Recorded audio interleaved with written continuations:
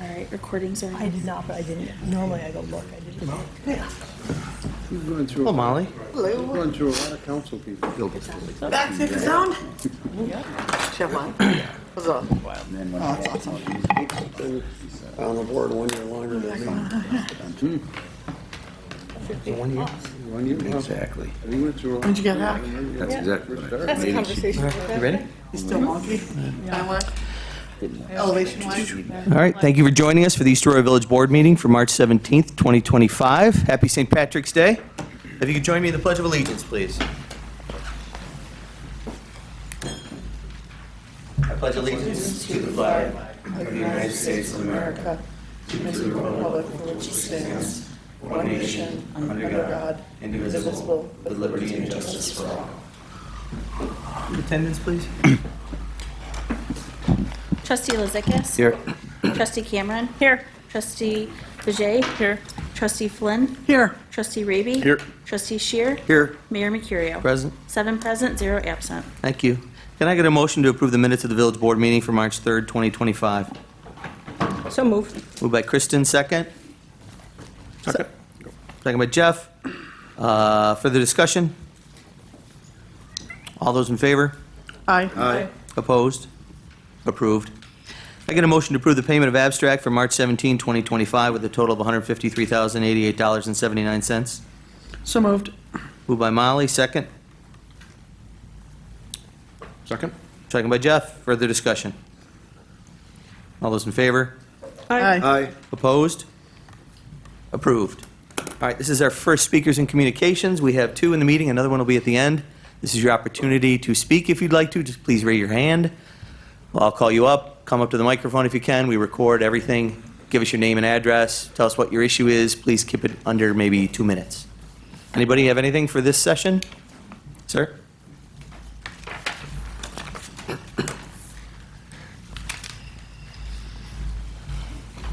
Good evening. Tim Noon. I live on East Oakwood, 764 Oakwood. Also a member of the Village Tree Board. Here tonight to talk about the work going on in town through Go Net Speed for the Village tree pruning. Something that we as the Tree Board have been really vested in, a lot of members of the community. Our own DPW doing some good work to try to do what we can to ensure minimal impact to our community trees because they're so iconic. The one thing I am bringing to the board tonight is I've got a 10-year-old daughter at Parkdale. She herself saw the impact up and down our street, and she got, kind of noticeably upset right about it. She was kind of, visibly affected by it. She wanted to know what she could do. So she put together a group of kids at Parkdale. They made over 50 pieces of art expressing the importance of their community trees to them. That was 10 or 15 different kids in the 4th grade. I've got a copy of it here tonight. She wanted me to deliver it to you guys. We've got copies for our friends at Go Net Speed and NYSEG as well. So part of my mission here tonight is to deliver this to you guys and give you this, but also just let you know the kids are watching, right? Like our kids in our community recognize the same characters that we as a board recognize with our village trees, the importance that they have, and the kids are looking for as minimal an impact as we are as well. So Love it. so I'll give these here. Thanks, Tim. Thank your daughter for us, please, and the other kids. Yep, thank you guys. Love that. Thank you. Early activism. That's Yep. great. Yeah, exactly. Good, So, right? yeah, Great. thanks for the People care. opportunity. Who else? Sir? Hi, my name is Bob Baird, and I had a few questions about the tree issue that's currently going on. Is there going to be a notification when our trees are going to be trimmed? Shane? You will either receive a knock on your door, or if you're not home at the time, they'll leave a door hanger. Is that before they start, or? I believe the day before, I think they were notifying people. Huh, okay. And will there be an arborist with them? The foreman is an arborist. Yes, Okay, so he's certified arborist? yes. Okay. And who pays for the cost of the removal? The removal, Whatever they trim. I'm going to have. They some do. pretty They take care of that? I mean, Yep, the branches and everything, or if the tree needs to come down, Well, whatever they, or both? well, all of it, whatever, right? Yeah. They take away everything, they right? take away everything. yes. Okay. Now, I've, in my driving around the neighborhoods, I've seen some of the trees really look unbalanced. I mean, pretty strange way to leave them if you ask me, but that's what was done. There is a process that if they take more than 50% or 50% of the canopy, they notify the DPW, and the DPW and the arborist determine if the whole tree should just come down at that point. So who's responsible for that then? In other words, some of those trees are pretty far over, leaning towards people's homes. Would they come back and take it out later, or what? Correct. Or they'll take it down, depending on everybody's time frame. They'll take it down then, or they'll come back. Okay. Well, I guess that's about it as far as that goes. Now, this isn't going to be like a bullying thing, is it? I mean, I care for my trees a lot, and I don't want I don't want my yard to end up looking like what I've seen around town. From everything I've heard from residents that have had trimming, they're very willing to work with your requests and Yeah, well, do what they can. I'm willing I mean, to work with them. I want to see progress as much as the next guy. But I'd like to know when they're coming so I can be there. Yeah, You know, as that's, far as I know, they're still, Jeff, have you had any issues with them not notifying people? Okay, Is there a number the residents can call to find out like where they It's on our are? website. It's on our website. The phone number, right? Yeah, for GoNet Speed to contact them, and can tell you exactly whatever you need. They'll help you answer every what's it, question you GoNet have. speed? Yep. And Bob, we can give you that information at the end of the meeting if you need it. Okay, Okay. I think I have their number. I looked them up. All right. Call All right. us if you need it. Thanks, Bob. Next, Miss, on the aisle in the back. Hello everyone, my name is Katrina and I want to tell about Pasquale's 5K race. It was postponed and I'm requesting a new date. That's under old business. We can talk about that during then if you wish. No, okay. she's up here. She can go ahead. Yeah, I'm requesting April 12th and I'm just want to show you everything is ready. I have medals and finisher medals and also the t-shirts. So we're totally prepared for the race, and we have volunteers. How many 10. volunteers do you have? Yeah, we have many? 12 volunteers for now. 12? Yes. Adults? Adults, yes. It's just what I wanted to tell you. Okay, thank you. Next. Nancy.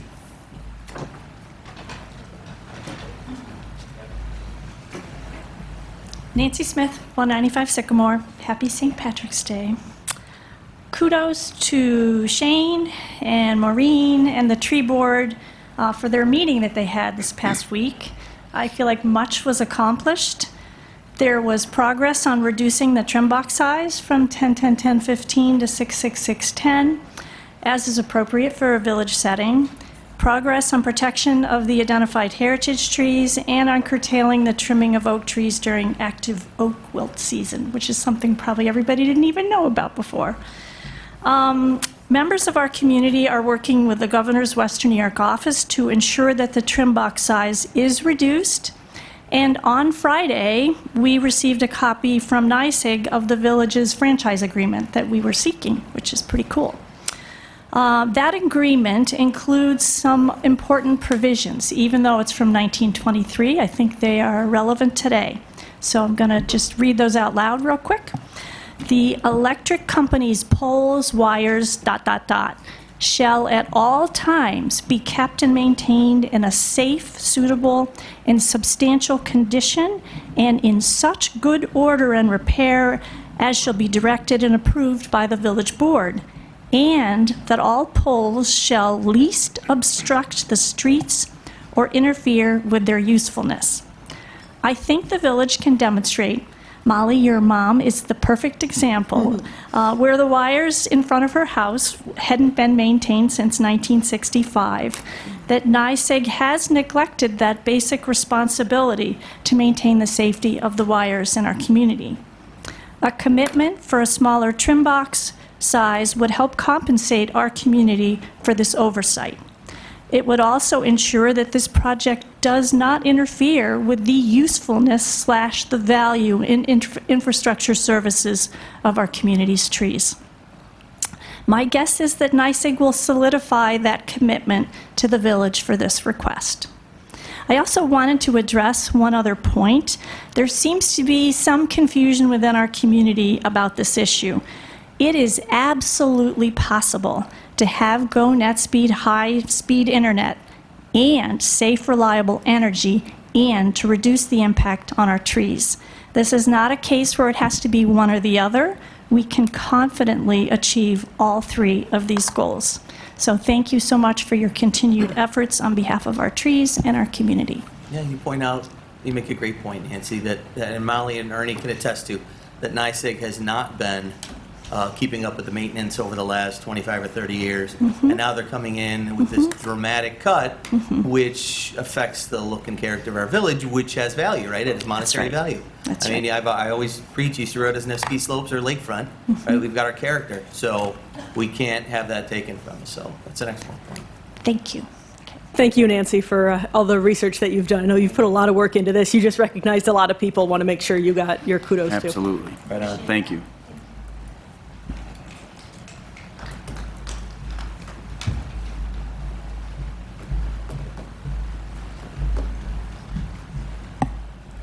My name's Holly Maciejewski. I live at 218 Center Street, East Aurora. And I really have other things I wanted to say, but when Bob and Shane were speaking, that would be an ideal situation, but we all know that what they referred to has not happened so far. We haven't been asked how we want it. We haven't been able to stop them from over-trimming our trees, so I don't think we should delude ourselves. But anyway, what I really had to say, one of the things is I reached out to Fred Olin Ray. He's a director, a producer, and has made 9 movies in our town now. I don't know how much revenue that has given our town, but I bet it's quite a bit. They're all the like sweet little Christmas movies and Hallmark movies. So here's what he asked me to bring to this meeting today. Did I say he was Emmy Award winning? Emmy Award winning.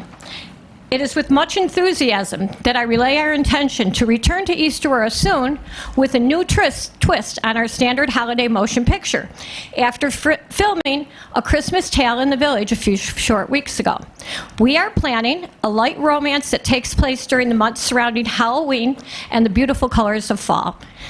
Our female protagonist is a graphic arts designer and photography hobbyist who presents a gallery showing of her beautiful works, which will include the changing of the colors among the trees in East Aurora and the surrounding countryside. Your picturesque, untouched, tree-lined walkways and idyllic neighborhoods provide the perfect backdrop for a romantic fairy tale, fall love story, and we look forward to visiting your village again soon. Please don't change, Fred. So if we don't see it, maybe other people do.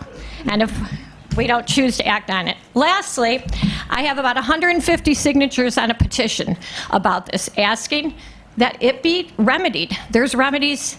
Nancy's brought them up. The smaller trim box, we're asking for that to happen. And these petitions I got Thursday afternoon. I was out of town Saturday, Sunday, till this afternoon. Joy Warren and I did these, and we have 150 signatures. So when people maybe aren't writing to you, I don't know, maybe their emails aren't coming through, but this was a little bit of effort and 150 signatures, which I'll turn over to you. That's what I have to say. Thank you, Holly. You're welcome. I'll take it. Oh, the petitions? Do you want the letter from Fred? Sure. One copy. Did he sign it? Yeah. You're going to hang it up?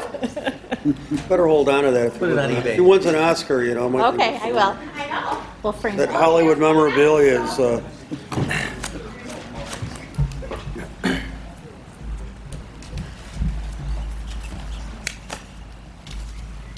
Yes. Okay, next. There's one person here. Oh, yeah, come on up. Come up.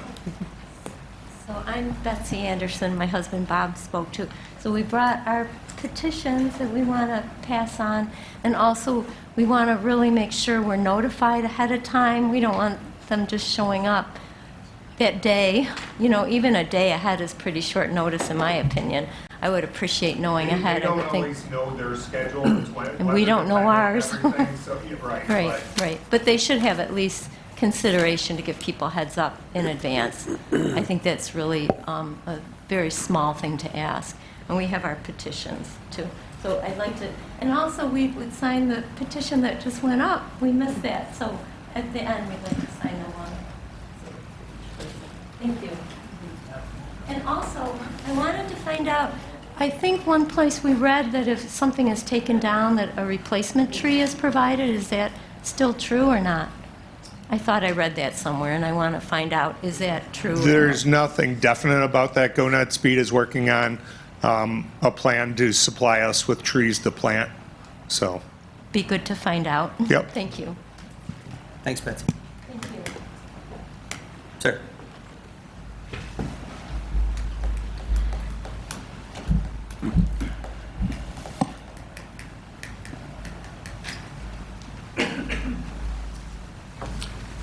Hello, good evening. I'm John Newton, Lapham Road. I thought I was going to come and speak for the children, but I realized they speak for themselves. And they do it visually. This is what a tree looks like. It's kind of round usually. Now, in front of my little school, we have trees that are scooped out like those high-life scoops. There's a tree on Olean that looks like Groucho Marx. So I'm really hoping that from now on we can really pay attention and not destroy what we have. I'd also like to speak to the future. More than 200 years ago, an advisor came to Napoleon and said, you know, our soldiers are suffering under the sun when they march down those roads. Why don't we plant trees along the roads? And Napoleon went ahead and he did that. And if you go to France, you can still see them. They're there. It's great. Napoleon knew those trees weren't going to do much good for many, many years. But that's why you plan ahead. I would love to see a plan that would get utilities underground, that would get the trees back. Some of you might remember, I'm sure Ernie does, what Olean used to look like. It was like a green tunnel because the trees came in from the side.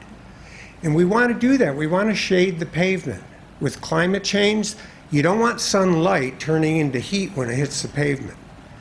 So a lot of things to think about. So you're in a good position to do something about it. And I know the children are watching. So thank you. Thanks, John. Thank you. Next. Anybody else for this session? All right, we'll close our first speakers and communications. You'll have another opportunity at the end of the meeting. I guess I'm just going to give kind of a tree update since that's been the focus right now. The tree board, our village tree board did give us a letter with 8 requests in it, and we've been kind of picking through and working with NYSEG best we can to see how we can kind of affect some change. Obviously, if you've been coming to the meetings, we talk about trees at every meeting now. We all understand that we love the trees, we love the character it brings to the village, the environmental impact of it, the shade, the aesthetics, and we're just kind of doing our best to fight the utilities to get what we can out of it. First, they asked to reduce the trim box, as Nancy discussed. It was originally 10, 10, 10, 15 feet. That's around, down, and above, 15 feet above. Nancy found some examples of 6, 6, 6, 10. Nancy, I actually had a question for you. Is she still here? Oh, hi. You said it reduces the 60%. It reduces the foliage that needs to be cleared out. It's math. Yeah. Okay. All right. I never did good in math, so yeah. I will take your word for it. That just seems very, very dynamic. Yeah. Great. Same thing when you look at like a small pizza and a large pizza. The large is like astronomically more area. Fun fact. We'll do some research later. Real life examples. So I think we need to talk to Chris Trapp about the liability, if we try to hold them to that. I love the idea, and I talked to Hochul, Bonnie Kane Lockwood at Hochul's office some month ago and said, even then, I'm like, I feel like kind of one of the only things we maybe can do is reduce the trim box size. And so now you've met with them. I have a meeting with them this Wednesday again to follow up to see what our options are, if they can bring any weight to the argument. But one of the questions is there liability, right? So Nancy's like, no, there's no liability issues. So the thought is, if we get it reduced to, GoNet Speed reduces it to 66610, then don't they need a special certification to actually work within a limit, with that close to the power lines, right? They need to have the proper training. Right. So it's an economic issue, not an OSHA safety issue. It is not a safety issue. It's a matter of having NYSEG save money and our community lose. Right, they would have to bring people in that were certified to do that work, and they would have to pay for it, but they would still safely be able to do it. Yes. And if there is any issue, or it arcs to a tree and electrocutes someone, God forbid, I'm sure that's very rare, then we would just want to make sure, liability-wise, how that would look. So that's something we have for Chris Trapp, our village attorney, who's going to be back next week. Let's see. Is it feasible to have that smaller trim box for make-ready work versus just maintenance? So I think we need, you didn't come across that in your findings, right? Make-ready work is where they put new lines in versus maintenance, where they're just trimming the branches to keep them away from the existing lines. GoNet Speed is being forced to do what NYSEG would be doing. Mhm. That's what the make-ready packet is. Everyone, they're given directions to do what NYSEG would be. And that's for the 10 to 15. Because if it was just for the internet, it's a very small area they need. Yeah. All right. Does that make sense? Yeah. Okay. Yep. And,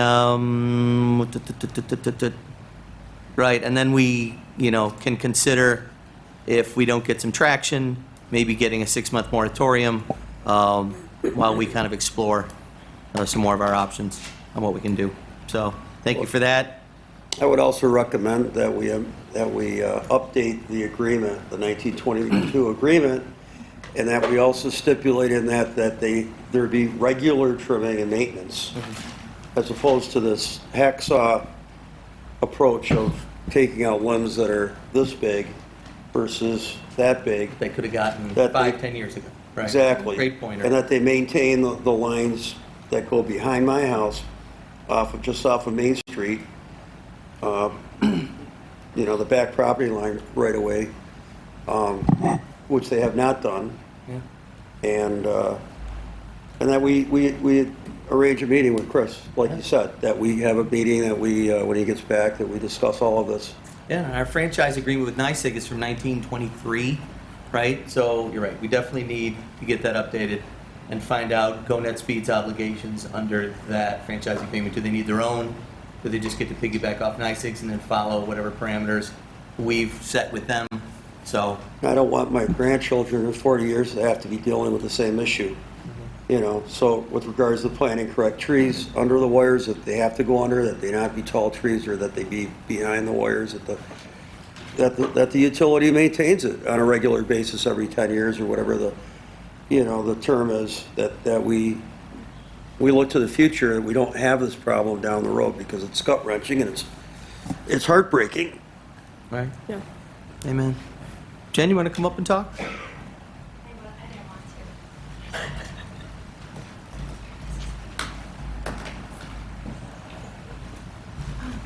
Hi, I wasn't going to talk, but always have an opinion. Jen Brazil, 115 Blake Hill. I just wanted to add to what you're saying about if you're going to revise the franchise agreement, just take a look at, is there a way to have some sort of accountability regarding how many utilities or companies are coming in to do the work in the village? Because GoNet is one of many. What if another fiber optic company gets a bid and comes in and wants to add another wire? What's going to happen? How many utility companies can be working in the village at one time? There's Northline, there's Asplund, there's O'Connell Electric, there's NYSEG. So that's just 4. So I don't know if there's a way, if you're going to revise these agreements, to get some sort of verbiage in there that says there's got to be accountability. They have to check in with you when they come in the village. Not you get to approve, like, not everybody, NYSEG just can't carte blanche approve any project that they want in your municipality. So I don't know if there's a way to do that, but I would highly recommend it because there's outrageous numbers of cables coming in everywhere. So, Right. thank you.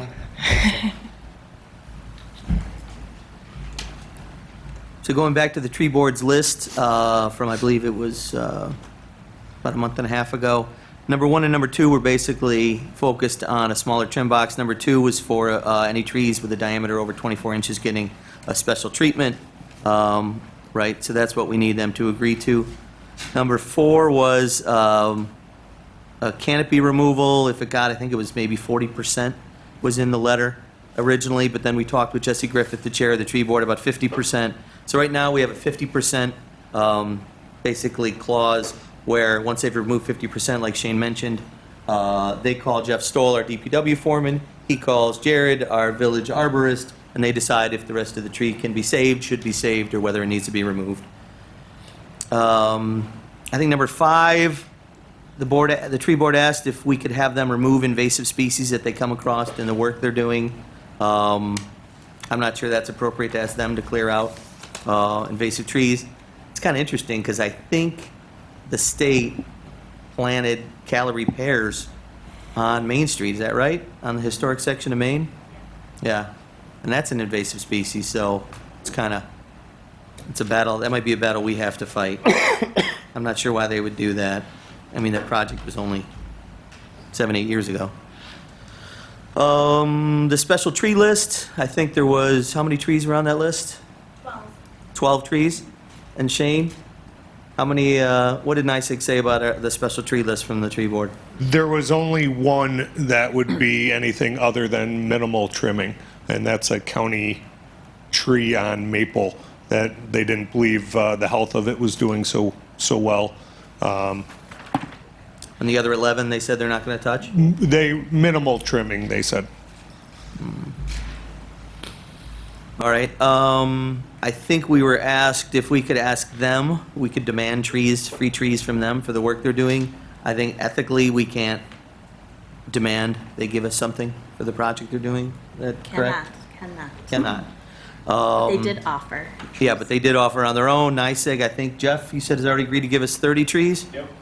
And Shane, you're going to follow up with Go Net Speed because they said they'd give us trees, but they haven't given us a number yet? I emailed them today, and they're still waiting for that team to come back with their plan. They haven't heard yet. Okay. But going forward, I don't remember who brought it up as far as our plan.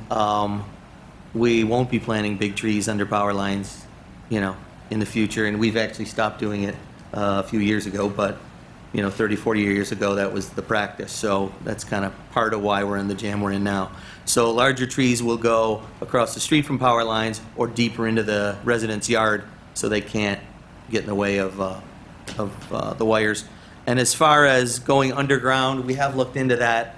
It is cost prohibitive. It's super expensive. When we were doing Oakwood, I had them look into it, and they came back. They said at least $1 million just for Oakwood. And that was, a few years ago dollars. So And that was just the conduit, right? That wasn't pulling the lines through. I Or was think that was actually doing the connecting whole them to thing? each home. Okay. I think actually that's the expensive part, right? Is every house has the power line coming in up high, and then it comes down to this to the fuse box in the basement or whatever. Now you got to come through the ground at each home and connect to the power box. Gotcha. Yeah.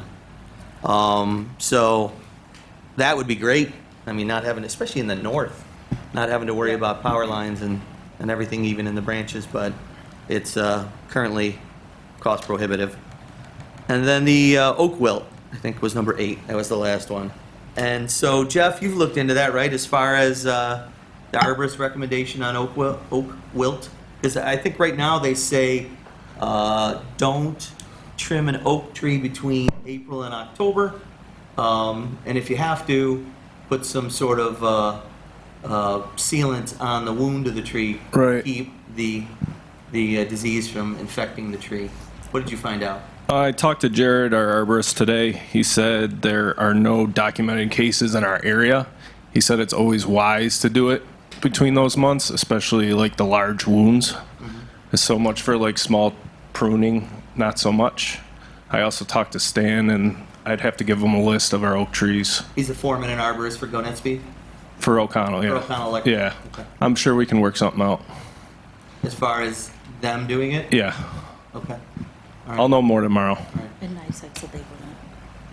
And what's that? NICEAG said they wouldn't trim during that time on the oak wood. NICEAG said they won't They trim? won't. During that time period, the oak trees.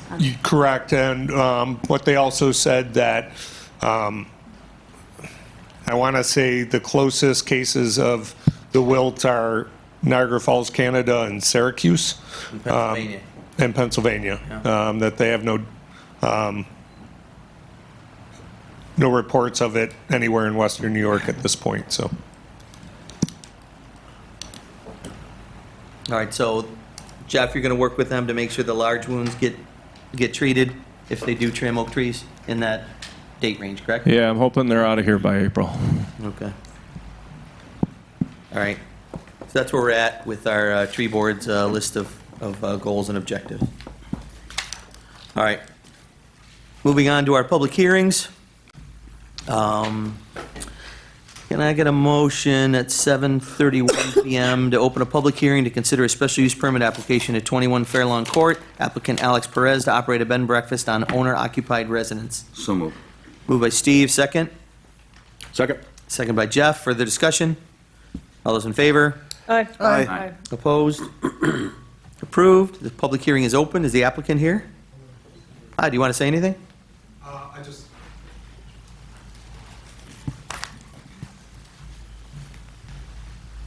Last time I was here, I was asked to acknowledge the neighbors to let them know ahead of time that they will be receiving the notification. So I just wanted to bring this up and pass it on. Thank you. What is that? So that is just an acknowledgement letter that I wrote for my closest neighbors. It just letting shows them that he know. told his neighbors. Oh, those are the neighbors you contacted? Yeah, and they were okay with the application. Okay. And yeah, that's Great. That's all. Yeah, and the planning commission said there was plenty of parking there, and there was any residents, and you're going to be living there, and Yes. you're going to follow the rules, and Rich knows all the rules. Perfect. All right.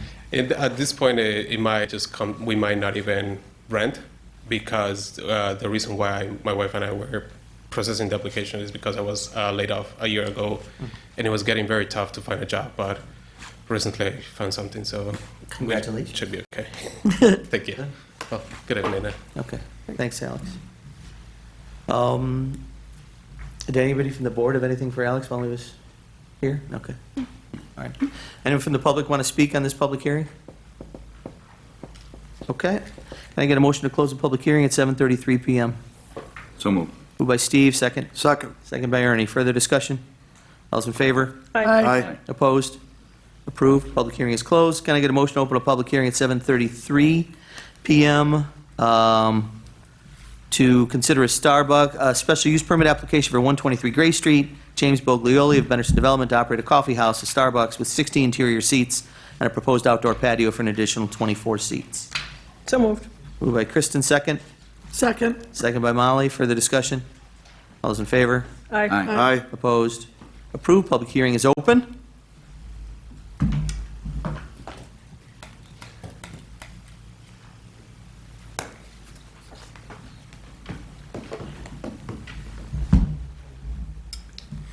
Good evening, Mayor, members of the board.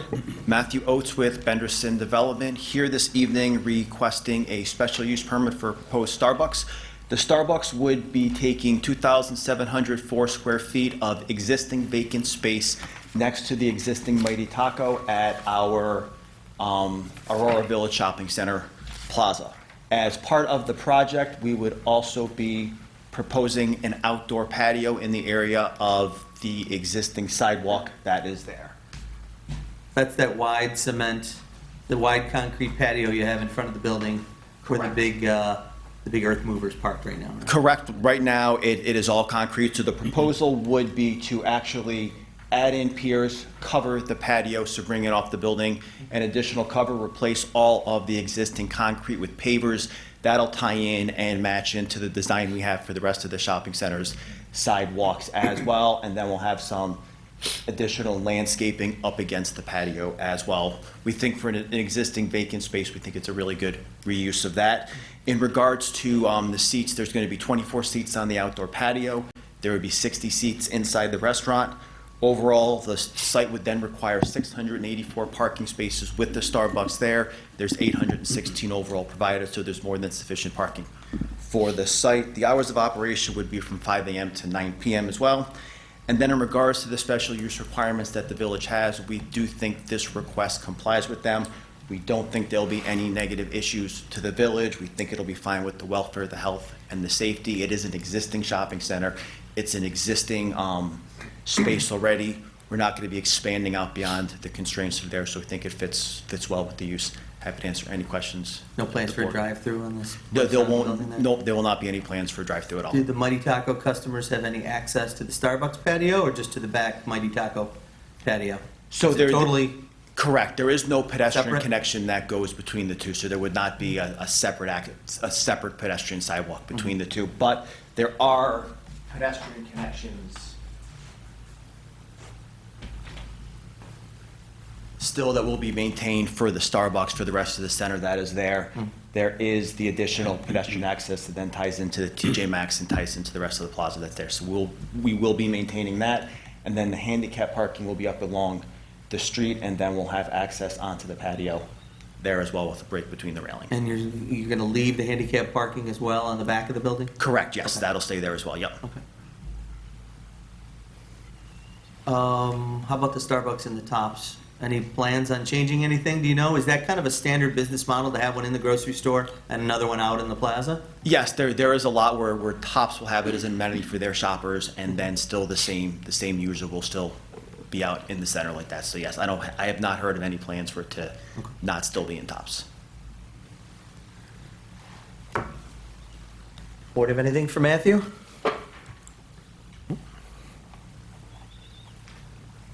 All right. Appreciate you, thanks. Anyone from the public want to speak on this? Come on up, John. Where the bike racks are? Yeah, actually, the planning commission, I think, asked if you guys would do a bike rack at the Starbucks, and you guys said yes. Is that correct? That's part of the resolution? Correct, yes, we do. Yes, we do have space for a bike rack. We have the ability to then add a bike rack up in this area outside of the pedestrian path that's there, yes, we do. Yep. Perfect. Thanks, Matthew. Good question, John. Thanks for the clarification. Anyone else have any comments on this? Yeah, I have a question. Go ahead, Bob. Wasn't there just a Starbucks on the circle last year or so? 2 years ago? How long ago was It was that? quite a while ago. Yeah. It was closed down because Starbucks at the time, they were shrinking their distribution network, and they just shut down every restaurant that was open after a certain Yeah, year. Whether they made money or not, it was a corporate decision Yeah, I don't at the know. time, I so. didn't really know if it was relative. I was just curious if there was one here a couple years ago. Where's not? Yeah. Anybody else? All right, can I get a motion to close the public hearing at 7:39 PM? So moved. Moved by Steve, second. Second by Molly. Yeah, Molly. Further discussion? Molly got that one. All's in favor? Aye. Aye. Aye. Opposed? Approved? Public hearing is closed. Can I get a motion at 7:39 PM to open a public hearing to consider a site plan application for 123 Gray Street? Applicant James Bolioli of Benderson Development to install an emergency generator to service the Michaels fire pump, a dumpster enclosure for home goods, and construct an exterior patio within the existing concrete sidewalks on the north side of Mighty Taco. So moved. Moved by Steve, second. Second. Second by Kristen. Further discussion? All those in favor? Aye. Aye. Opposed? Approved. Public hearing is now open. Matthew? For the record, Matthew Oates with Benderson Development.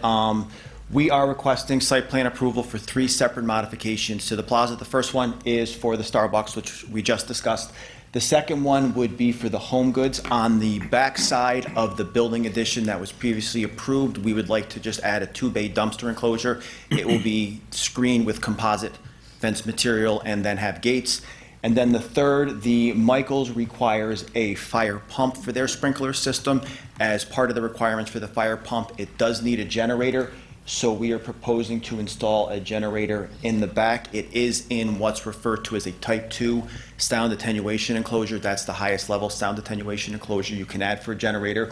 In addition, we did provide a noise study to the village as part of this application, showing that it would not have an impact on the residents that are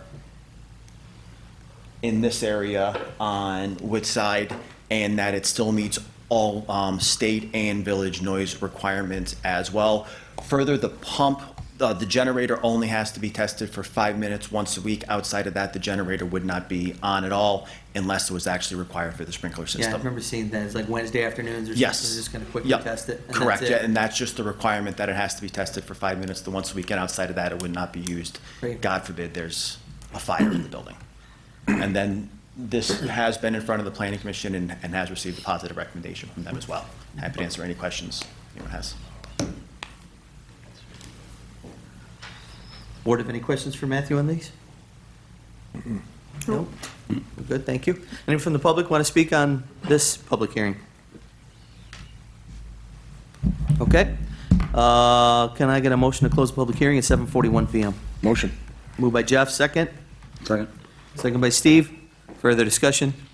All those in favor? Aye. Aye. Opposed? Approved. Public hearing is closed. Moving on to official considerations, can I get a motion to approve a special use permit application for 21 Fairlawn Court, applicant Alex Perez, to operate a bed and breakfast in owner-occupied residence? So moved. Moved by Kristen, second. Second. Second by Ernie. Further discussion? All those in favor? Aye. Opposed? Approved. Congratulations, Alex.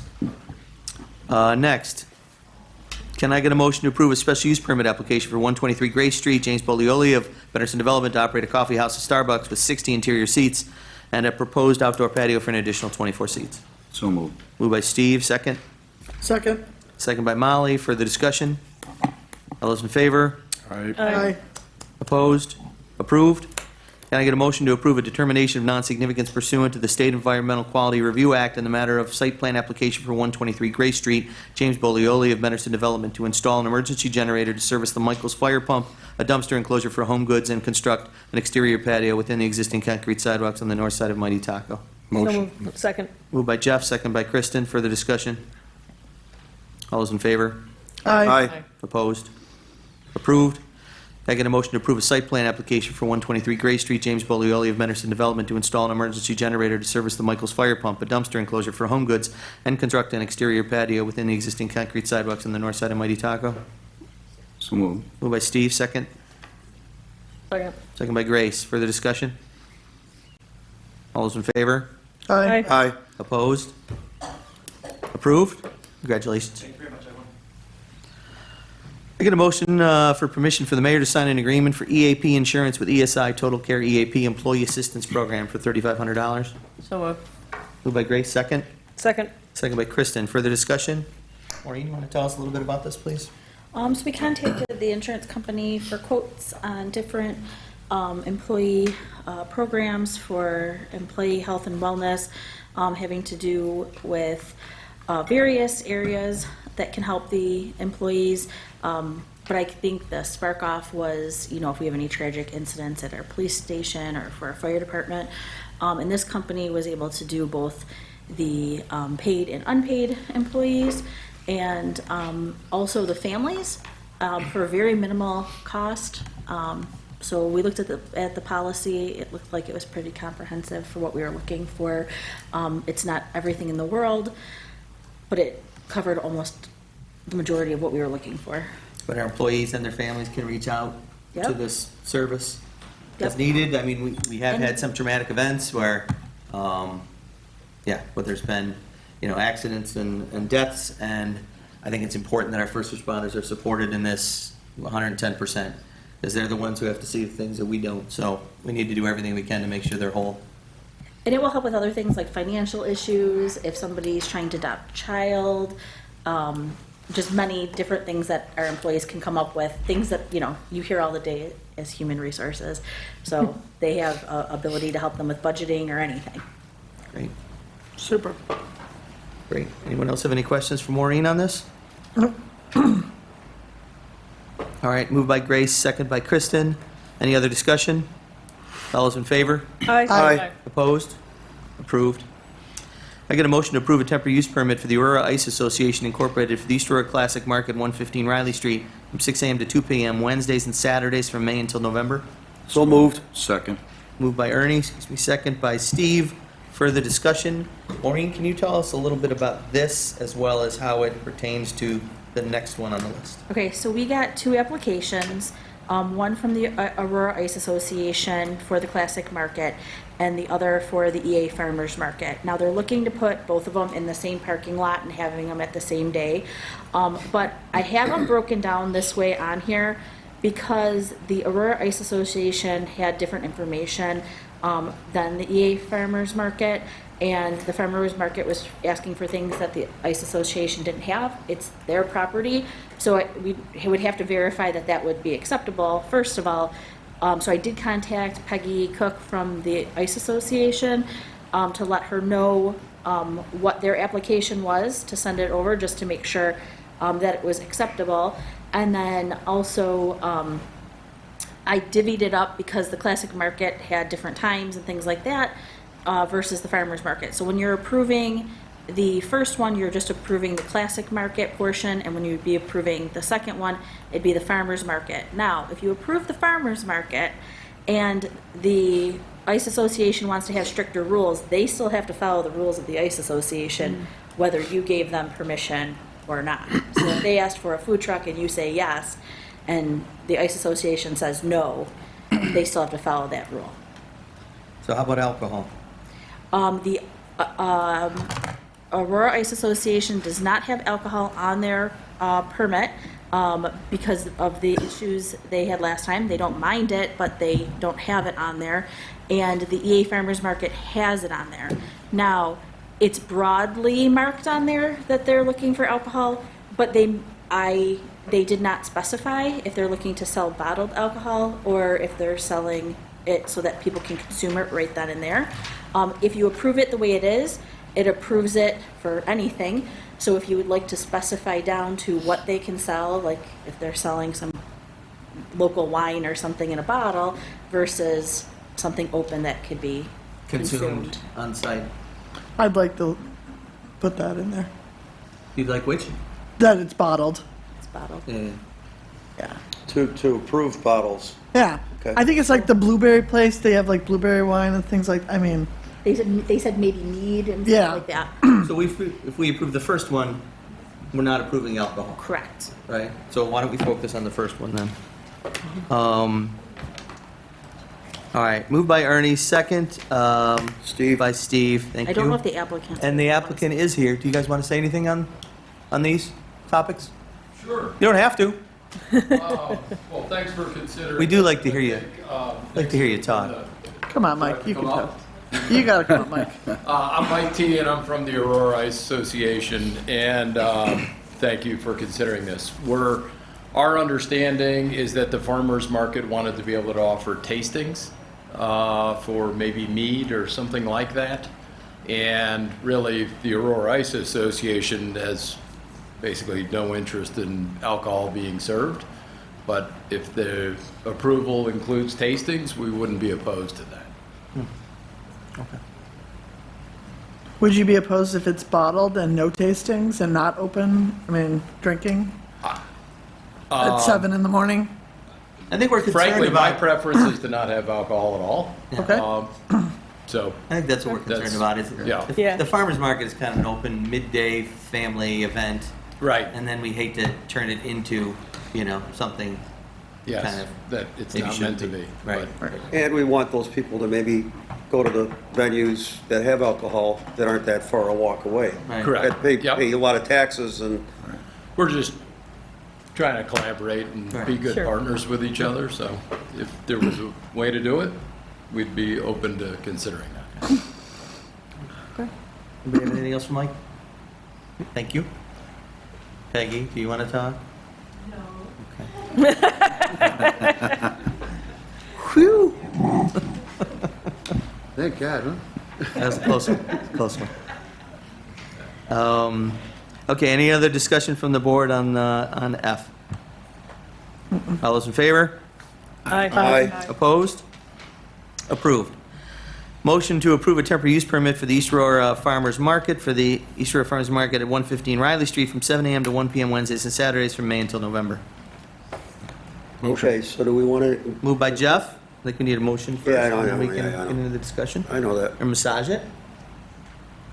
Let's Anybody want massage to second it? Anybody want to second Jeff's motion? Sure, I'll second. Molly, second. Okay, further discussion. No booze. Do you want to hear from the applicant? not even the bottled stuff? I don't know. The Ice Association said they prefer not to, and it's their So property, you're saying so. you can't sell it at all or no consumption? You I believe the Ice Association just said nothing at all. The bottle thing is fine. Oh, okay. It was the tasting. The consumption, no Okay. consumption. Is there a representative from the farmer's market here? I'm on the board. Thanks.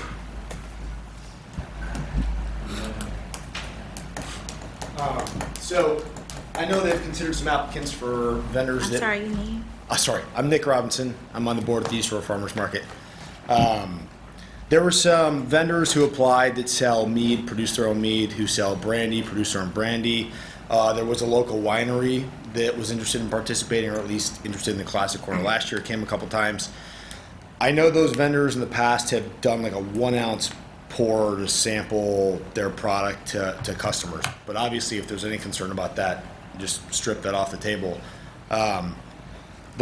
The goal would be there's no consumption on premises at all. It would just be an opportunity for these vendors to get their product To sell their to sealed customers. bottled product. Sealed bottled product, no consumption on site would be probably ideal. So. And no like little Wegmans, you know, like the little urine sample cup with the liquid in it. None of that either? No urine samples at all. Okay. Yeah. You know what I'm talking about. You go to Wegmans and they got the little. I think so. Would you like to try this, sir? Yeah, exactly. Okay. That's, yeah. Anybody have any other questions for him while he's here? Okay. So Jeff, I would like to amend my motion. how so? No consumption of alcohol on premises. We don't have a problem selling it. I don't, Just if they don't. bottled. Verbiage wise, how's that sound? Sounds good? No legal reason not to. All right. No consumption, open Only out. bottled sales, right? Only bottled sales. Only closed Okay. bottled sales, right? Only closed bottled sales. All right, I just want to make sure it's in there. And you have no consumption on that, right? No consumption, only closed bottled sales. Very good. Container or bottles? Container. Container, bottles, glass, cans. Hey, it's a legal Fair document. All right, so, Molly, do you want to? Yes, I will amend my second. Thank Yep, you, miss. to include the Very good. clauses. All right, any other discussion on the amended motion by Jeff and seconded by Molly? All right, all those in favor? Aye. Aye. Opposed? Approved. Congratulations. I get a motion to set a public hearing for April 7, 2025 for a special use permit application for 636 East Fillmore Ave submitted by Alex and Nick Robinson to allow a painted wall sign on the East Fillmore Ave and Riley Street facades. So moved. Second. Moved by Kristen, second by Steve. Further discussion? I would throw this out there. Can we, and it's up to you, you guys made the motion, can we have them submit their plan to us for a thumbs up first before we just let them put a huge mural on the wall of the building? You at least want to have What do you eyes on it mean? first? We have, it's in the packet, is it not? I saw it at the planning commission. I can't hear you, I'm sorry. I saw it with the planning commission. Is there a copy in this packet? I don't know. In the application, there is an elevation of the building with what they are proposing, and the planning board did review such without any conditions. Very good. With the actual image? Yes, that's correct. We reduced things that were just set for public hearing in this agenda because it was only for setting public hearing, but the It's in full there. attachments will be there. Do you have it? Awesome. Can I see? My computer, everything's coming up black, all the images. Yeah, so is mine. One of those Jimmy Griffin works of art. Come on. Can you see if it's We're gonna gonna reduce the rotate? slide. Jimmy Griffin with green lightning. Yeah. Oh, yeah, I saw Right? that. Green light. About in 2 weeks. Can we, Today's his day, what the heck? Yeah, no. He'd be out there. Oh, just this? Yeah. I went to This. the first Super Bowl. That was it, just the names? Mhm. And the banner? And the star thing? Yeah. I thought there was gonna be more to it, I guess. Is that it? All right. You guys wanna take a look? Did you see it? No, yeah, I saw Oh, it. You can see it, right? We'll look in 2 weeks. Right. All right, so public hearing was set, Kristen and Steve. Any other discussion? All those in favor? Aye. Aye. Opposed? Approved. I get a motion to set a public hearing for April 7, 2025 for a special use permit at 203 Main Street. Gina and Glenn Miller of East Leaf LLC for a cannabis dispensary. So moved. Moved by Ernie, second. Second. Second by Jeff. Further discussion? All those in favor? Aye. Aye. Opposed? Approved. I get a motion to set a public hearing for April 7, 2025 for a special use permit for Jersey Mike's, 160 to 190 Main Street. Applicant James Bolioli of 93 NYRPT Benderson Development for a restaurant with a proposed 12 interior seats and business hours of 10 a.m. to 10 p.m., 7 days a week. So moved. Moved by Kristen, second. Second. Second by Steve. Further discussion? All those in favor? Aye. Opposed? Approved. Can I get a motion to refer to the Planning Commission for April 1st, 2025, a site plan application from Jim Bammel of Bammel Architects PC, architect for the Bank of Holland, to 250 Quaker Road. The request is to construct an addition and alteration to the north side facade of the building that faces Quaker Road for an externally illuminated sign. Motion. Moved by Jeff, second. Second. Second by Ernie. Further discussion? All those in favor? Aye. Opposed? Approved. I get a motion to approve budget adjustments for the 2024-2025 fiscal year. So moved. Moved by Molly, second. Second. Second by Ernie. Further discussion? Can we go over them? I'm gonna ask to go over them every week. I can't hear you. I'm sorry. I'm gonna ask to go over them every time, Okay. just so we know, for future.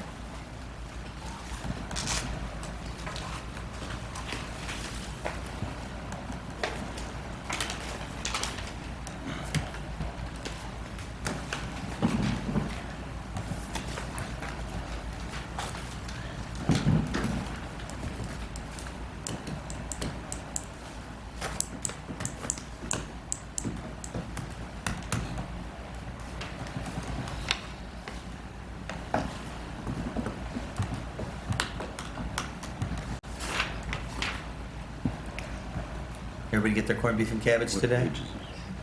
Yeah, I get home. Mark? Did you get yours? No? You're gonna Reuben? Nothing? Oh, 121. Put it in the crock pot this afternoon, so. I had mine on Friday. Rumpus and Hooley. Oh, did you go to Wally's? That was a blast. How was that? Excellent. Awesome. Really good turnout. Great. A lot of fun. I had spaghetti meatballs tonight for dinner. Yeah. Green? No. Hopefully not. You're the green meatball. This isn't right down here. Yeah, it's not working. So it looks like it's 9,000 she moved. What? You want me to move on? Or you look- Hold on. Got it right now.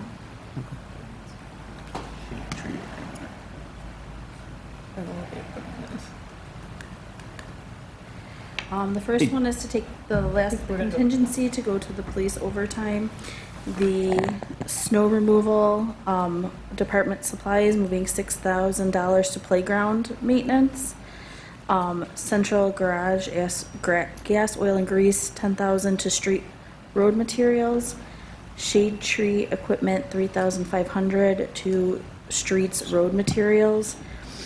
Fiscal agent fees, $400 to fire department equipment.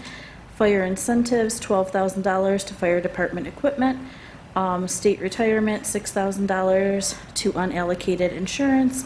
And transfer and distribution salaries, which is in the water fund, to transfer and distribution overtime. We discussed that last night. Good? We talked maybe. All right. Any other discussion? Thought we were gonna do it if we could find it. All right, moved by Molly, second by Ernie. All those in favor? What is fire incentive? That is the retirement plan for Pension they the get. firefighters. After So, 20 years, they get. And there's a X amount, surplus in 100 there a we month. can dig into? well, we get a bill, we don't, so, like, I don't have the quote yet for the next year, so I just guessed it. So when the bill comes in, if there's funds left over, that's sitting there waiting. So we only put in what the bill comes in for the estimate. So that's overage, you're saying? Yeah, we had that left over, so we moved it into there. So I'm assuming that we went over in streets, roads, materials, and that's why you needed the other $1,300. Are we gonna have to do that again? No, the streets, road materials, we actually moved stuff out, to cover something else, which I'd have to research. Oh, it went Actually, to I'll have there. Look it up, but he's moving two into there now, to do the patching, because we had to do another project that came up. Jeff, what was the other project that spent the road materials that made you need to move it in there? I don't remember what it is. I'd have to look, Is it Park honestly. Place? What's that? Park Place? That's No, not not even. yet. That's not even on there? No, not even yet. Moving streets because if the weather breaks before in April, we're gonna get going on them as soon as possible. All right, so we'll do it in this year. Yeah. Need the more money then? Yep. Now? Yeah, Yeah. that makes sense. What's the shade tree equipment budget line? That's not the actual trees. No, we put money in there to like grind up yard waste that people bring down. Oh, okay. All right, and I didn't do that this year, so Thank you. yep.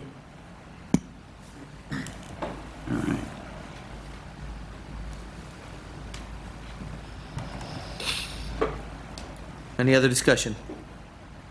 All right, moved by Molly, second by Ernie. All those in favor? Aye. Opposed? Approved. Can I get a motion to declare surplus property as listed for the DPW, which will be auctioned off in the next 90 days? So moved. Moved by Kristen, second by Jeff. Jeff Stoll, any comment on this? Chainsaws, lawnmowers, chainsaws, water pumps? Yeah, just old chainsaws have been there for a while. We got some parts from old trucks that we don't have any longer, stuff like that. Just cleaning house? Cleaning house. All right. Moved by Kristen, second by Jeff. Any other discussion from the board? All those in favor? Aye. Aye. Opposed? Approved. And then the last one. Do we need to do this? That was on there because I was asked to put it on the agenda. I put it on the agenda, and then they came back and said they just wanted a voucher. So you can approve it or not approve it. There is nothing that hurts you if you do. So if we don't approve it, it's still going to happen. It's No, not ours if to you don't approve, approve right? it, well, no, you cannot approve it. You have that But it's- ability. But it's not our, is the chief sending his officers to a training something that we Yes, you could. standardly approve? You could. You have, Typically. you have the ability to, if you wish. Well, that started as It's on the agenda every reorg meeting. I was a half a day late getting the voucher system going to get a check to the folks that run the training.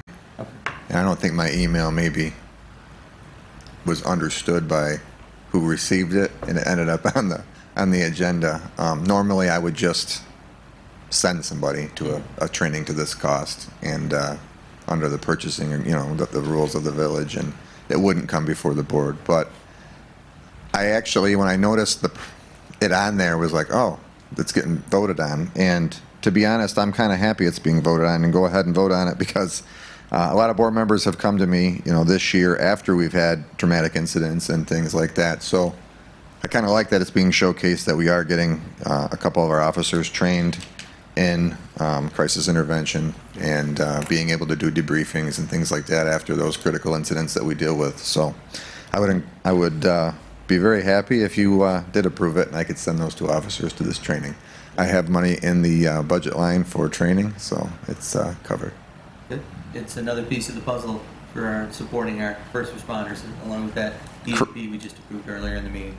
Correct, and the two officers going, one is the wellness program coordinator, and the other one recently completed instructor development school, and he'll be able to come back and teach most of this to our other officers, so that when we do have one of those incidents, they can do it, and they'll be actually able to not just do it for the police officers, but firemen or whoever, ambulance crews, EMS that are impacted by these type of incidents will actually have certified people in critical incident stress debriefing.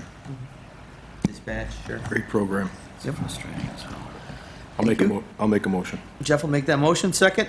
I'll second. Second by Molly. Further discussion? All those in favor? Aye. Aye. Opposed? Approved. Thank you, Pat. No new business. Moving on to old business. The Pasquale's run, request to change the date to April 12, 2025. Maureen and Pat, you want to tell us what's going on with this? Who'd you like to start? Want to start? Sure. Go ahead. So, yeah, this event had been prior approved back, I believe, in January, and it got to a week out, and I requested an update from Lieutenant Waldron, and he said, "What event?" So I bear some responsibility that I didn't share with him the approval back in January. However, I'm not sure the name, but he had had no communication since December with the event planner and reached out and asked for an immediate meeting. It's my understanding there was little to no volunteers. The fire police had not been contacted, and we had lots of crossing guards on vacation. So they had a meeting. It was explained that we facilitate safety for these runs that are, that occur in the village, but we don't plan the run for the organizer. I can't employ somebody. I can't go ask the fire department to help with their fire police and do that from a police standpoint. The organizer of the race has to get these people on board. It's a very transparent process from the get-go. When we authorize the run route first to be a safe route, the organizer's told, you need to reach out to the fire department. The fire police has to be on board. We can't staff a for-profit run with police officers on overtime all over the village. It's just not, we can't sustain that. And I believe this cancellation, which was put in effect by me technically, was due to a lack of communication from the organizer and us. It's not completely on her, but I'll take some of the blame for sure. I will say that I'm not very happy that later that day, Pasquale's was advertising on social media that there had been a date picked and that it would be on April 12th, and to come on April 12th because the board hasn't approved April 12th yet. And we still have a lot of questions over, will the fire police help this? It's not guarantee. Have they been contacted? How many folks can help? There's a lot of issues with this and communication that need to be worked out. This afternoon I spoke with Lieutenant Waldron. He informed me that he doesn't know that the fire department won't. I'll let Aaron speak to that. But that he believes he can make April 12th happen if the board approves it. So as far as the application, the applicant came back after meeting with the chief and asked to change the date for the application. I, at that point, was not going to take a reapplication. If you approve it, they will have to do a reapplication, and they'll have to have new mailers sent out, and they'll have to pay a new fee. But just because there was the possibility that they would not get a renewal, I was not going to be taking a reapplication at that time. So we put it on the agenda to discuss what you guys wanted to do with it. The applicant, I believe, only had 4 or 5 volunteers for that one that was supposed to be, like, I think you guys talked to her on Tuesday and it was supposed to be Saturday. And then I know now she's saying 12. I don't know that 12 is enough volunteers. She might as well come up so we Yeah, can talk so- about it. But I struggle with a lot with this, but I'm not sure that it's completely appropriate for me to comment on it. But it's a for-profit race. We're enlisting our volunteer firemen to help. I'm not sure what they get out of it. Most of the time when we tell race organizers to enlist the help of the volunteer fire department, these are nonprofit organizations. They're giving back to community in large amounts. And in this situation, I feel like we're almost being enacted to help run a business for somebody than do something for a nonprofit, which we've done for years. So, I mean, obviously, at the end of the day, my department's going to do what we're told to do, but I do struggle with some of it. Yeah, also visited a church around here, so they agreed maybe we'll have additional 5 volunteers. Can you speak up? I'm sorry, I didn't hear you. Yeah, so I visited the churches here around, and they will give probably additional 5 volunteers, so we'll have more people for that. An additional 5 to the last to 5? 12. No, we'll have So- 12 and additional 5. A lot of the problems we're having with this is we do have a communication breakdown, and maybe showing up isn't going to work for us. Like, we got to have some good numbers on how many volunteers you actually have, what their capabilities are, what their training is. Are they serving water at a water stand like you've described? Yes. Are they trained, are they off-duty police officers that that can help us, do crossing and things like that? We can check them out. We have to have firm numbers, and we have to make sure, at the end of the day, my only job is to make sure that this is safe. I don't care how many runners there are. It doesn't matter to me what the event's for. As long as this run is safe and nobody gets hit by a car and nobody driving hits somebody, we're happy. But I can't worry about the business end of it. It's just purely the safety. No, yeah, I understand. I have also the special jackets for the road, so I prepared for everything very well. We won't use your volunteers in the road. They're just there to help do all the other jobs that go along with a race of this size. They're there to direct the runners which way to run, so they're not running down the wrong roads. I have all the and they can call signs. in if somebody collapses, things like that. You have to enlist the fire police, and you have to get them on board, because they're really the only way we can have these races in town. I don't have the bodies to put all over town with crossing guard and police officers at the amount of money that it takes. We've always historically implored the use of the fire police with the strong suggestion to give them a donation, because they are out there working for free. Everything that I see so far, this is your business. I'm not sure how much No. money you're planning to make, but No, I also donate at Urban Human Services Center, so I will have another race, charity race, Dingis Day Run. It's going to be in April. So the insurance for this race will cover it by this event, and also T-shirts for the runners, it will cover it by this race as well. So it's and I understand what you're saying, but T-shirts for the runners and insurance. medallions and insurance, that's not part of what I'm trying to get at, but that's the organization of the race itself. And you gotta enlist the help of the people that are trained to do this. Without crossing guards and fire police, we'll take care of the crossing guards. Without the fire police, without qualified people, we can't do it. And it's kind of an ethics thing for me, of the police department, to put the arm on the fire department. You have to reach out and do some of that legwork to get them on board with helping you out. Absolutely. Okay? I can't go ask those guys to volunteer for your profit race. I understand that. I understand. So it's clearly not in a place where we could approve it as is. I'm not comfortable with us having to provide our first responders who volunteer so much of their time already to assist with something that's, like you said, a for-profit event.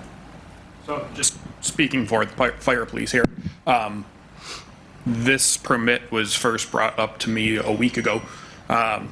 This was never shown to me when it was in the initial approval process. And I still have no communication from anybody other than Lieutenant Waldron about this. The permit that I did see, it looked like about 10% was getting donated to a local charity. No, We'll it ask- it will be much more. Okay. I'm happy to ask the fire police to help out the Kiwanis or the ice rink, local organizations. Thank you. I'm not asking the fire police to help out for something like this and give up their time.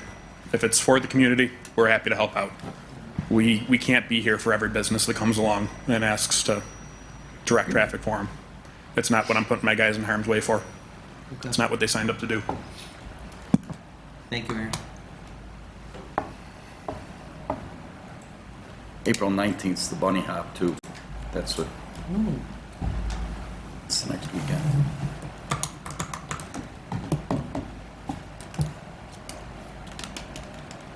So what's next?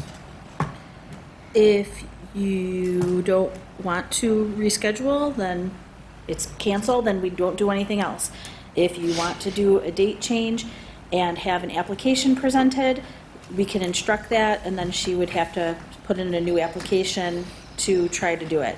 If you don't even want to consider it, and you can let her know that you're not looking to consider it, and she can make a choice to put in an application or not, going forward, you can do that as well. But at this moment, you don't need to vote on anything because there really is nothing to vote on. Right, right. And it's current iteration, and based on their comments, Pat and Aaron's comments, I don't really have the will to try to see us helping move this forward. I don't know, what do you guys think? I agree. Okay, so we're not going to be considering this at this time. Oh, even another day? Oh, what about May? May or June?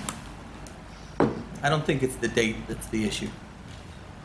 I think it's the use of our volunteers, our first responder volunteers, to come and work your for-profit event, I think. That's a big part of it, so we're not going to be supporting this event at this time. It's only because of volunteers? No. Because we'll have enough and covered everything, all the spots, and it's actually very prepared already. And we already covered some part of this, and a lot of like money was spent, and I already paid for the insurance for the Dingus Day Run. You're welcome to meet with Pat and Lieutenant Waldron, our day lieutenant who handles special events. You're welcome to meet with him. Is Dustin in this week, Pat? But at the same time, I think it needs to be considered that, are you saying a Dingus Day run? I'm sorry, Yeah, Dingus Day, where? Delaware Park. Okay, and what does that have to do with East Aurora? No, because it's a charity run, and I donated the money there from this run, and I donated insurance to them too. So you're paying for that run with the proceeds from this run? Yes, for the insurance and for the T-shirts for the runners. Okay, so that unfortunately is not our issue. No, deal with I that. understand. right? Yeah,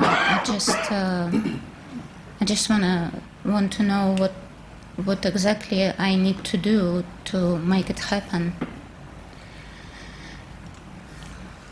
Like I said, you can meet with Lieutenant Waldron, who is, he's assigned to run these special events, and you can talk to him, but from what we're gathering, there's been such a communication breakdown and lack of planning, frankly, that this isn't in the stage of being acceptable. I can't recommend to this board that, yeah, we can have this race in a safe manner right now. And that's really the only recommendation I can make, is that right now, there's not enough planning, and it's not a safe race to run. And it's not fair to our volunteer firemen, the fire police, that they have to give up a Saturday or a portion of a Saturday to be away from their families to go help a for-profit organization. A little different if it was, 75% or 50% of the money went to I can a do local that charity, but because I already have them. I work with Met Urban Center all the time, so I can do like 50%, 60%. Well, you've got the suggestions of what the officer said. If you want to meet with him, fine. Otherwise, the board has made a decision that they're not going forward. Thank you very much. Okay. The only thing that I would like to interject here is that we did approve it before. So I think that, given the opportunity to talk to them and get more information, and maybe she could get some more clarity of what she needs to do, that we could revisit it if in fact That's what my suggestion is. Right. So There's someone there for her to talk to, and it can be revisited, but right now, I don't think we have the information to go forward. Right, and I completely agree with that. Just, we did say yes. Correct. You said yes based off the recommendation that the route had been decided and deemed to be safe. However, we do have email documentation clearly stating, once you speak to the board, come back to me. Right. Once you speak to the fire department about their fire police, come back to me. Sure. That communication never occurred. Okay. So as the attorney here let's go forward. Float, move on. At this point, it's not gonna be approved. Okay, I understand. Thank you. Thank you. All right, moving on to the Hamlin Park Memorial Plaque. Was that Ernie and Steve? Yeah, what we discussed last meeting was we have a donor for a plaque. Jeff, you mentioned you might have gotten a boulder. Yeah, I might have a lead on a boulder. I'm looking, so I'll let you know. We're It's rock not for sure solid. yet. I don't know if it's big enough, but we'll see. Right? Thank you. You're welcome. And I was also thinking of getting in touch with Gurnat. They're, they have a couple quarries, right? Yep. And Buffalo Crushed Stone. See, it would be nice maybe even to get something local, right? That's what I'm looking into, local, yeah. Or something like that. Yep. Murray Brothers has a lot of big ones. And I'll work with you along the way with that too. Okay. However you want. Yeah. What we need is the letter of approval from the board for this project to proceed. Oh, for your, you want to stand up and tell us a little bit more about that aspect of it? I forgot about that. The letter part. Scott Embledge, who writes very eloquently about I'm sorry, his... your name? Rachel Francis, 225 Sycamore Street. Sorry, I meant to do that. He used to live on Pine, and he writes on Facebook in the group, If You Grew Up in East Aurora, and he has very eloquent, powerful imagery of how he grew up in East Aurora, and it was very connected with the horses. And so as he went through life, he became really obsessed with Cicero Hamlin and does not understand why East Aurora has not properly memorialized Cicero Hamlin, especially given his gift that is the heart of our village. And so he wants to donate a $5,000 plaque. It's 36 by 30. Were you given those dimensions? Yeah. Okay. I think I Okay. told you 24 by 36, but I think it 36 got by bigger. 30, it's big. It got bigger. It got bigger from the beginning. Yeah, that's huge. It's huge. Touchy subject. This guy is a writer, and Well, we'll find a boulder to know. accommodate it. I know, 36 by 30. I think he's pretty committed. In fact, we stopped communicating after I edited what he wrote. I haven't heard from him since then. I think we're a little sensitive. But anyway, He doesn't want, I'm sorry, Rachel, he doesn't want to put it on the DMV shed in Hamlin Park? I don't think so. No. Here's what you have to understand. He has made his money. He's a very wealthy man now. He's made his money in landscaping. And so he has definite opinions about how he wants things to look. And he does not want to go forward and spend $5,000. His brother's going to help him too, on a sign and then drive it up here from Virginia and have somebody say, hey, you can't put that in our park. So that's why we need the letter. He's not going to move forward until we have a letter from you all that you're okay with this project proceeding. We So can do they're just that. discussing now so that they can direct me to write a letter. Yeah, and I wrote a letter. Yeah, I want to. Green has it. I wrote a letter and I wanted a lawyer to clean it up. Yeah?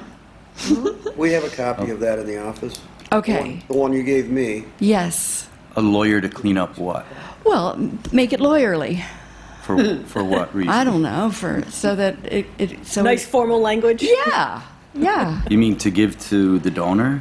Yes. How about you got our village word, we're going to do it? I want it in writing. Well, that's what I'm saying. Yeah, yeah. But we don't need a lawyer to go. That's probably fine. We don't need to pay him an additional fee to Okay, write a letter. okay. I want it on a letterhead. That's Yeah, fair. I have That's it. fair. I can do that. Okay. Let me know, and I'll stop by and pick it up and then get it to him and get this moving. I hope the silence is not that he's really sick of the whole project, that he's just hesitant to accept my editing, which is really quite good. So I just want to clarify, the picture is what it would look like, and then the last document is the words that would be on there. So that's what the board's going to be looking at. If you want that size plaque that looks like, with this picture on it, and then the wording that is below. Yes. Yes. And that language I have. It's a little bit shorter. This one, like the next page? I think that's his writing. That's his. That is a lot of writing. Is this one yours? 4 That's- paragraphs. Plaque, that's a book. That's a lot to read. That is a lot. I know. So instead So of we- you we editing want it, the- why don't the you have whole him thing. pare it down? Why don't you request him to pare it down? Why not? I don't think that will work. Oh, boy. He's in love with these words. I know, but you edited them, so Maybe why we could wouldn't get a why wouldn't he QR love code his and own Ron- words more? You can edit it, but he won't? I I don't know. don't see the, I'm not sure he has accepted my editing. I think his feeling is, I'm paying for this. They're my words. But I didn't want to get into all this. So we're Well, approving the words we as are. he has them, Yeah. or not. I think that's what we need to do. Well, just The we use, thing. I don't know, if he's willing to pay for it, he's willing to pay for all the text on there, and, you know, somebody wants to read the whole thing, and that's, so be it. you know. That's it, Ernie. If you could fit all those words on that size plaque. I'll do my best to have him shrink it, but I'm not If you can't optimistic. shrink it, I guess, just, you know, at least we've got something there, but, Yeah.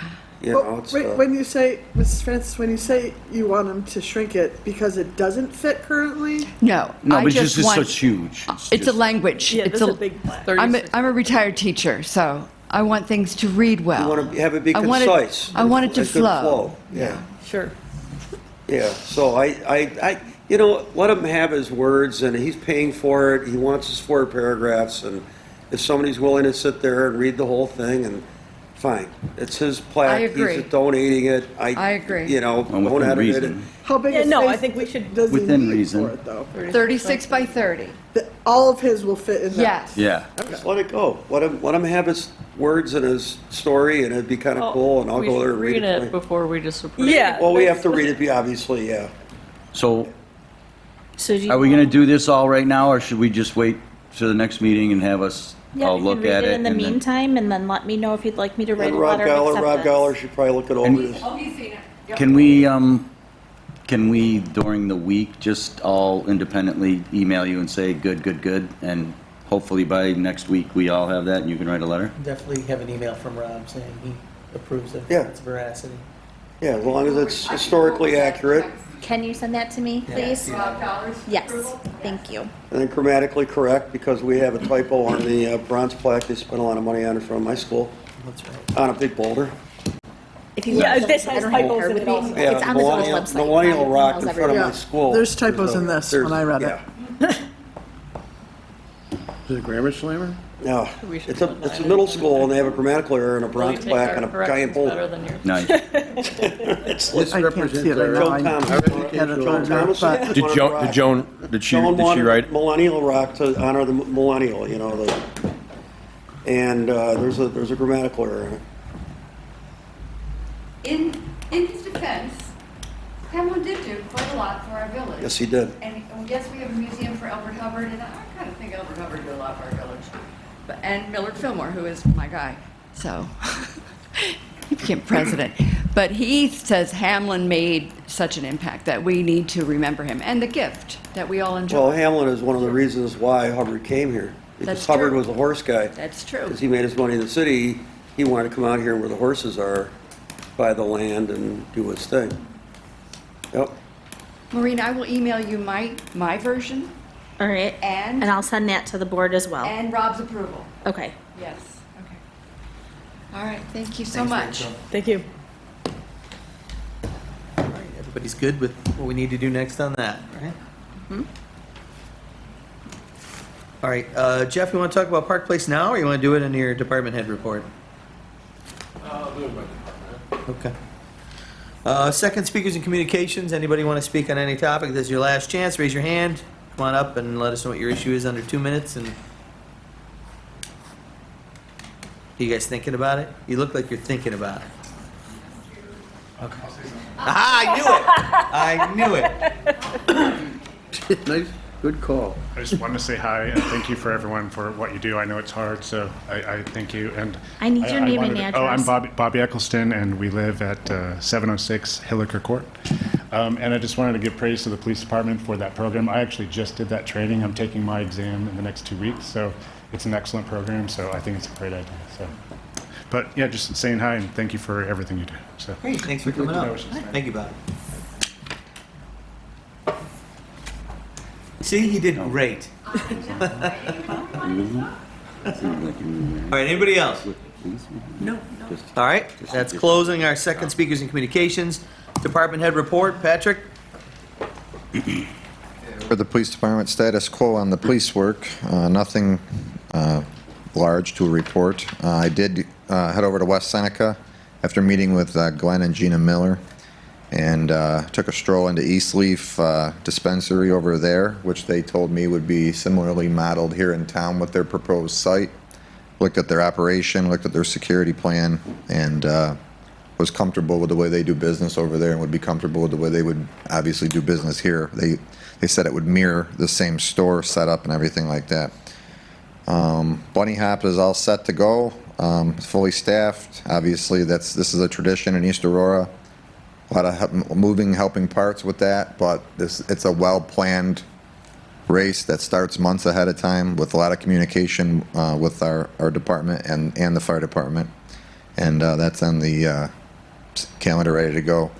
The one thing we've continued to meet, he's not here, he was here, he left, with the Heart of Music folks. Michael Connor is now on that board, and my understanding is he's trying to individually meet with a lot of folks on this. And I will say that he's been a big help to us conveying our message of what we'd like to see. However, I do still have concerns personnel-wise for that day. Again, we're dealt with some issues this year that may make it so that personnel is hard to come by that day, that we have no control of, that I'd be happy to talk about in private. And they did come out last year after their event and announce they were done. So I have officers that have vacations that were paid for in September and things like that, and all of a sudden 2 months ago I said, just in case they have this, no time off. So I'm starting to be asked, well, I thought they said they weren't having this anymore. We planned things. So my personnel is going to be a problem that day, regardless of whether we agree on they scale it down or not. I still do have some grave concerns over personnel and staffing that day of the police department. And thanks for approving the group crisis intervention training. And that's all I have. Thanks, Chief. Jeffrey?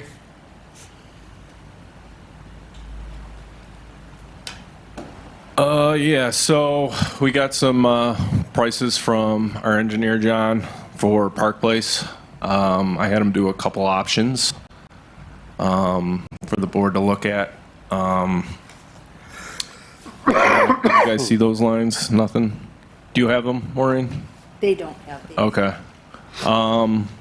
John's got them. Do you want to come up and talk? Can you do that? Yep. Yeah. Yeah, I'm John Sundquist of Barton and La Judas, also village resident on Oakwood Avenue. So as we talked before, I'm kind of a representative of B&L. We have a lot of different practice areas. I'm not in the transportation, but I'm keeping on these guys, and so they put together these estimates. And so I emailed them to you and to Maureen and Shane. So now, one of the things we put in the email also is that some of this work you could be done. So we put the cost in as if it was being bid out. So there might be some reductions in there. Yeah, I saw a couple lines that definitely, I think, with our pricing, would save a lot of money. Stuff like that. So there's that, and then also I just put the caveat in here that we just have a percentage down in here for things like design and inspection. Again, we'd like to work with you as far as, to what extent your inspection is going to be done, or maybe you have certain agreements with certain people already, so that maybe we don't have to have as detailed. So we don't know what that is, but that's kind of more of a placeholder. I don't want to say like, okay, you said it was going to cost this much, maybe it'll cost less. We don't know, but I just wanted to make that caveat was in there. So, do you want me to just? Well, Maureen already has them, but I mean. Yeah. So there's two different projects. I think, Jeff, do you want to just go through well, actually, 3 versions. There's kind of 3 versions. So number 1 would be the full reconstruction, water mains, curbs, driveway approaches, sidewalks, roadbed, pavement. The second one was my guys would dig out the road, and I think we had curbs in there, just Yeah, we a had price curbs field. for both of them. Yeah. And then Robinson Paving coming in to do the final grade and the paving for us. The third option would be my guys just going in, boxing out the road, What does that entail? digging out, pretty much digging it all out at a roadbed, stone, probably curb drain, a couple new DIs, and paving. Jeff, that option is just for half of that block, though, correct? Yeah. Yeah, for some reason, only half the block's really bad shape. Yeah. But this was for the entire block. which Yeah, is what that you was asked for the entire block, yep. From Oakwood to To the Prospect? Prospect, yeah. Yep. So the large design, as it was quoted without our DPW working on parts of it, was $1.5 million, which we, For half a park It was place? 1.5, but that, again, with those caveats about that, certain parts of it could be done by you. Yeah. And so that would probably reduce it. And then that includes a percentage for the things like the design or whatever, which could be significantly less than that. We don't know yet. I'm kind of So looking. like $1 million or? Yeah, I mean, you always have assumptions in there until you get something specific to actually estimate. So between 1 and 1.5 million, I mean, I know that's a big range, but that's the full construction and reconstruction. Now, and that includes water line, not gas, not sewer. sewer. But it has the DI and the surface drainage. Yeah. The water main on that road is going on 100 years old. Wow. So that it is something to think about. it is on the capital plan, but it is down on our priority on the capital plan. Right. So there are other roads with higher priority over this road, just to give full information. And if we did a full project like this, even if it came in slightly lower, because of that, we would have to bond for that project, which would be quite the process. If that's the way you want to go, we would have to start working that way. Now, we will send this information out, but I believe Jeff wanted to look it over and review what his team would do versus, so like this $1.5 million quote, we'd have to kind of reduce down before it came to you guys. The middle option, without doing all the water line and stuff like that, was $656,000. Again, could be a little bit lower. We would have to come up with some way to pay for that. That would not be an easy pay for. There are different options depending on what you wanted to do with that.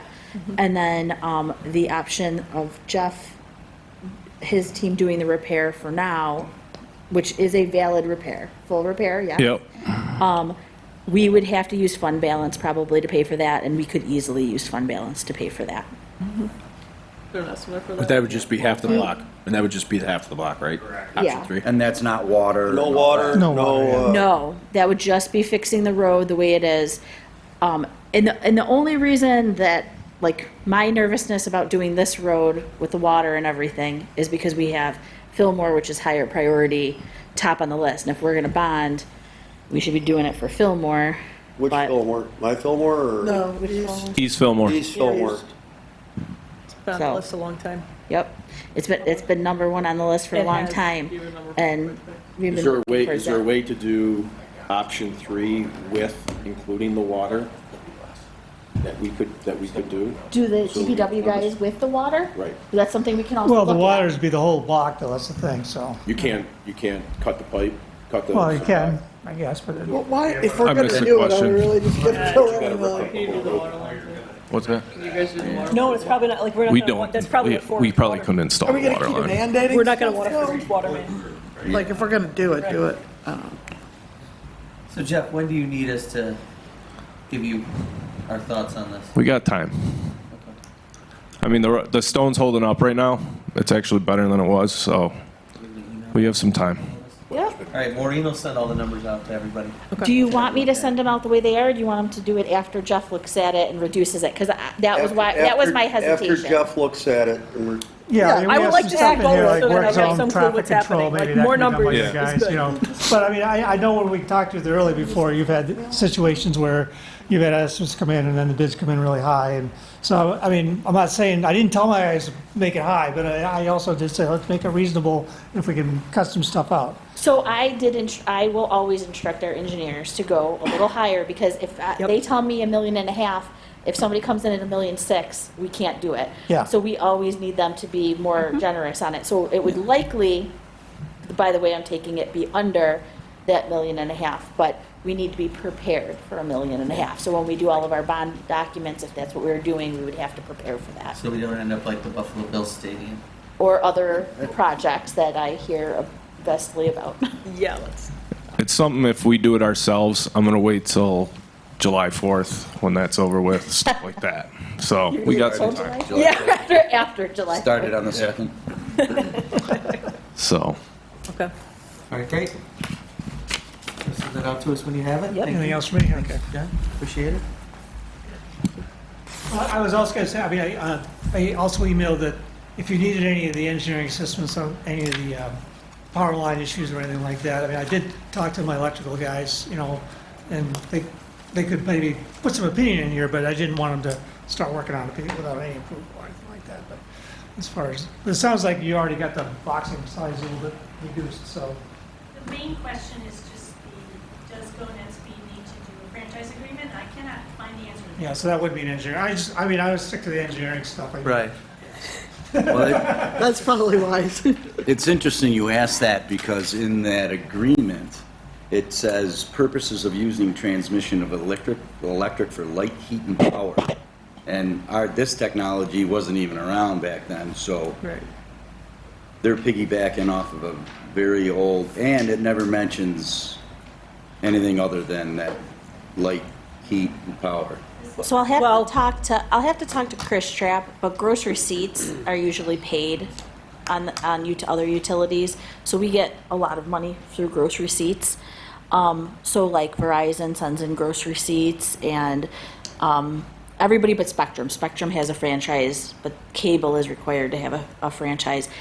Fiber, I don't believe, is required to have a franchise. I think you can do it with gross receipts, but we are looking at it. I just know that the city of Buffalo has one of these agreements with the. But they go by a charter. They're not a village. They're a city. They have different rules than we do, and they have to run off their charter. The villages have different stipulations. We're even different from a town. So rules we have are not the same as rules of a town. So we can't compare ourselves necessarily to the city. That's why we have to talk to the attorney about that. I wondered a little bit when I looked at that franchise agreement, whether or not that's something we can use. It says something about having to clean up the work site and sort of basically leave the place as decent as you found it. And to me, that says they should be taking care of the stumps. Because otherwise now they've left us a problem. So that's just something I'd like that They're looked into, responsible if for that's an damages interpretation. sustained in any manner, fault, or misconduct. Right, which, well, that's why we need to have a meeting with Chris. Yep. And sit down and hammer this out, whether that be executive session or a work session or whatever we choose to do. But we also need to come up with a new, obviously, that's archaic. Right. So we need to, come up with an updated, modern version that will protect us as a village from this happening again.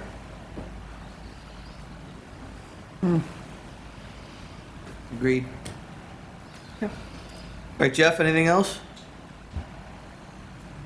My guys repaired a couple water leaks this week that were traveling down the storm sewer on Walnut, so it was good. They found those and repaired them. Potholes are getting filled. I'm waiting for the plant to open April 1st so we can get going. I got the street sweeper out already, so we'll be ready to go April 1.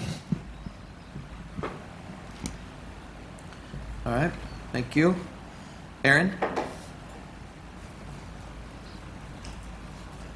Nothing significant. As we see every year with this first week of nicer weather, call volumes increased. So a couple extra car accidents that, you would expect to see when the weather gets nice out. So we're working on some plans for the summer. Recruit New York's coming up sooner than later. We got it about a month, so we want to make a big push for that. And like everything with Easter that we talk about this time of the year, the foot traffic and bike traffic, working on some plans to try to come up with some type of a helmet campaign. I think anybody who's worked in EMS will tell you that they've been on plenty of calls where helmets have made or made a difference, either end. Particularly for a couple of our calls last year, we had some Couple scooter accidents, couple right? scooter accidents, couple bike accidents where it helped or not having one really hurt the person. So trying to come up with some ideas to do some helmet giveaways and that kind of stuff and push that around the village more. That's it. Thanks, Aaron. Rich? Just a quick announcement. We are under DEC's burn ban from March 16th through May 14th. Obviously, in the village, there's no open burning, but if there are any questions, obviously just contact our office.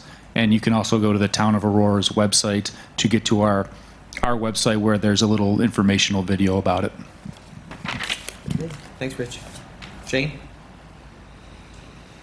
Just hopefully the advertiser picks up on it, to piggyback off of Jeff's water leak find.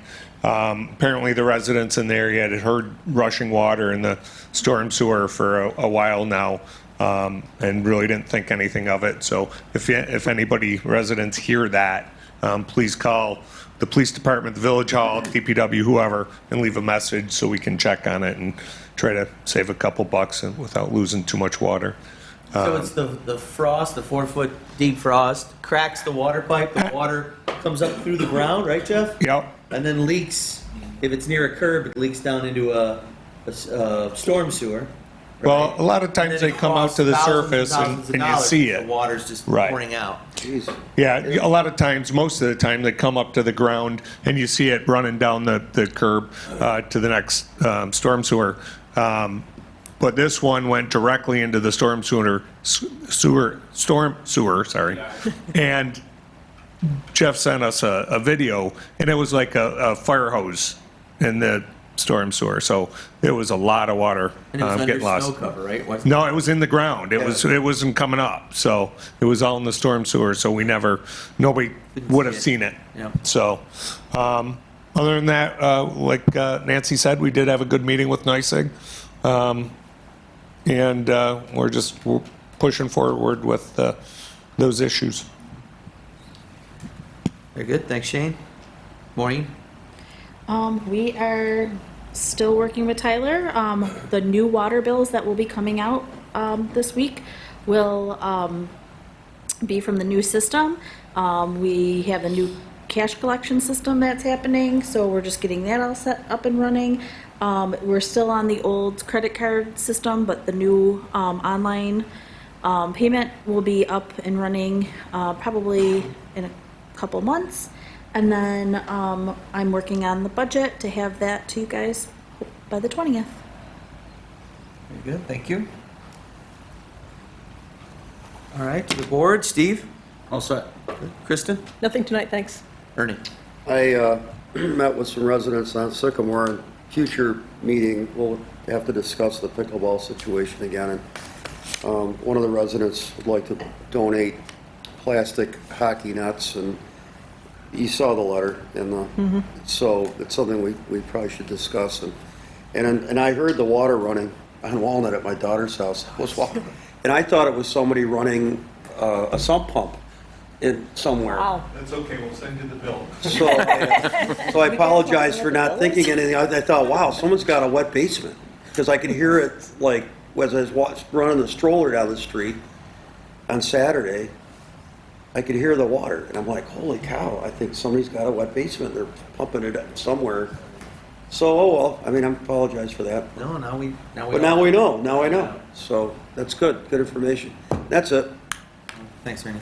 Jeff? Good, thank you. All right, Molly? All set. Grace? All set. Very good. And I am all set. So, can I get a motion to adjourn at 8:49 p.m.? Motion. Moved by Jeff, second. Second. Second by Steve. Further discussion? All those in favor? Aye. Aye. All right, we are adjourned. Thank you all for coming, and happy St. Patrick's Day.